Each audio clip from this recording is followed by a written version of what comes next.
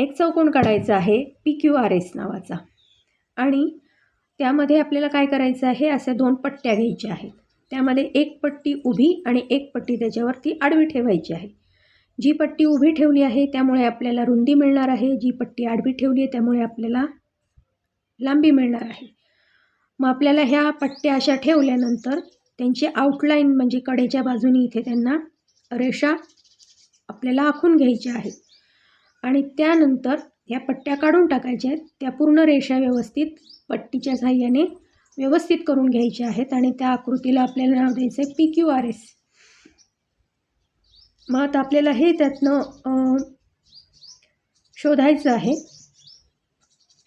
की जे विरुद्ध कोन आहेत त्यांचे समांतरभुज चौकोनाचे त्यांची मापं बघायची आहेत.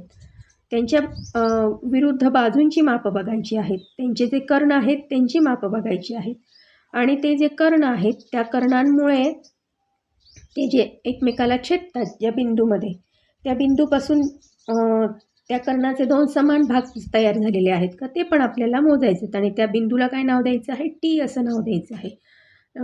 ज्या बिंदूत ते 2 कर्ण एकमेकाला छेदतील असे.